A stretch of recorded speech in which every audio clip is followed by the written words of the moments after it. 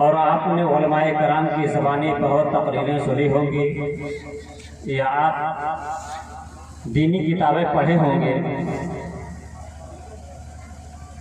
तो आपको यह मालूम होगा कि अगर सलाम करना सुन्नत है तो जवाब देना वाजिब है।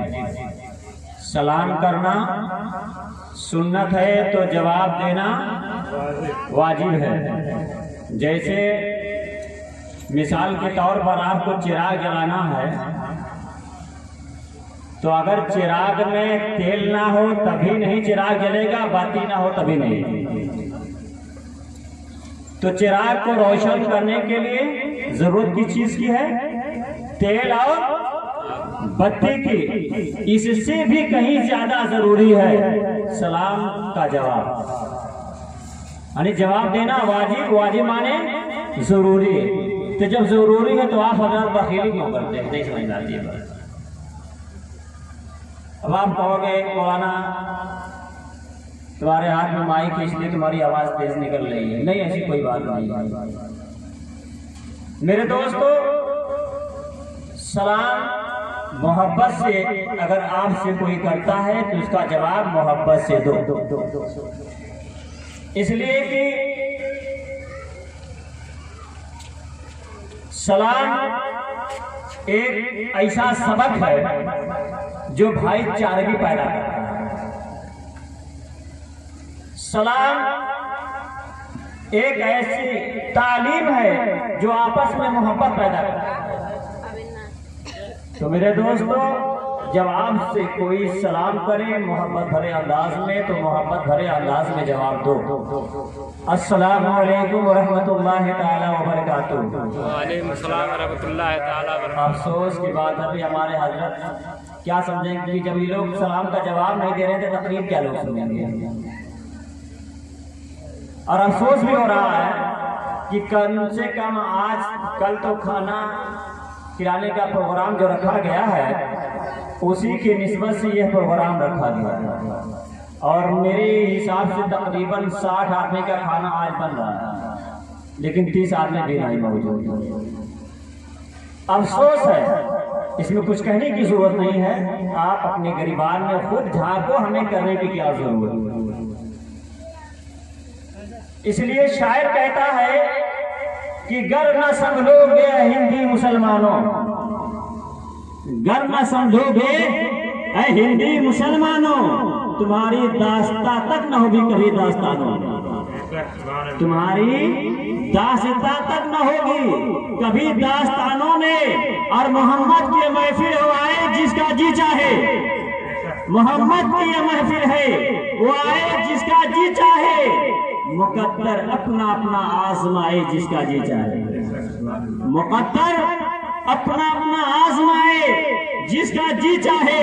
और जहां जिक्रे हबीब होता है खुद खुदा भी करीब होता है, जहां जिक्रे हबीब होता है खुद खुदा भी करीब होता है। ऐसी महफिलों में बैठने वाला आदमी खुश नसीब होता है, ऐसी महफिलों में बैठने वाला आदमी खुश नसीब होता है। मेरे दोस्तों, अफसोस का मकाम है, अभी हमारे घरों में जब कोई फंक्शन होता है, शादी का हो या बर्थडे के नाम से, कुछ लोग बर्थडे के नाम से महफिलें कायम करते हैं जिसमें नाच गाने का रिवाज होता है। छोटे से लेके बड़े तक बैठने की क्या बात है।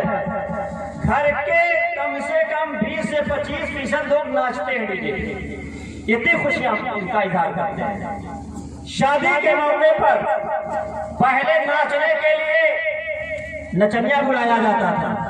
लोग नचनिया को गिरी नजर से देखते हैं, थे कि यह नचनिया है। लोग उसे शादी करना गवारा नहीं समझते थे कि नचनिया से लड़की का शादी करेंगे। लेकिन हर वक्त और है हमारे कौम के लोगों, अफसोस का मकाम है कि नचनिया लाने की जरूरत नहीं पड़ रही है। घर घर नचनिया हो गए, घर घर नचनिया हो गए हैं। और 20 साल पहले नचनिया जिस घर में रहता था लोग उस घर में शादी का रिश्ता तक लेने जाते थे कि लोग नचनिया लोग हैं, हमारी लड़की का जब ये पूरी साड़ी पहनते हैं, खुद नाचते हैं, तो हमारी लड़की की इज्जत क्या करेंगे। तो है हमारी कौम के लोग, अल्लाह तबारक व तआला आपको उस कौम का सिपाही बनाया है, उस कौम में पैदा फरमाया है जिसके बारे में शायर कहता है, दस्त तो दस्त क्या दरिया भी ना छोड़े, दस्त तो क्या दस्त दरिया भी ना छोड़े, हमने पहरे जुल्मात में दौड़ा दिए घोड़े।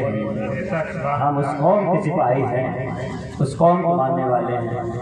मेरे दोस्तों, ये सरकार की महफिल है, मोहब्बत के साथ बैठो और जो भी हमारे नात नाते नदी सुना रहे हैं, जो भी शेर जो भी कलाम पसंद आए, सुभान अल्लाह और अल्हम्दुलिल्लाह से नवाजें।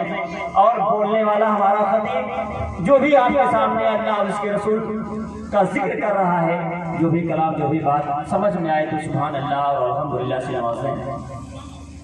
आइए बिला ताखीर अपनी बात को आगे बढ़ाओ।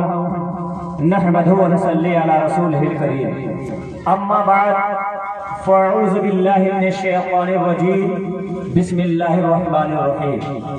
वमा अरसलनाका इल्ला रहमतल लिल आलमीन, सदक़ल्लाहुल अलियुल अज़ीम व सदक़ा रसूलुहुन नबियुल अमीनुल करीम, व नहनु अला ज़ालिका लमिनश शाहिदीन वश शाकिरीन वल्हम्दुलिल्लाहि रब्बिल आलमीन।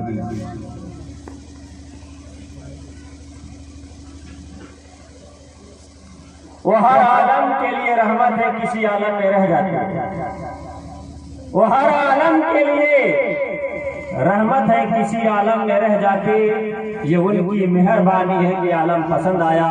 आइए हम तमामी हजरात कुछ सुनने और सुनाने से पहले अपनी बेदारी का सबूत देते हुए, गुलामी का सबूत देते हुए हुजूर क़ाए नामदार मदीने के ताजदार जनाब अहमद मुस्तफ़ा मोहम्मद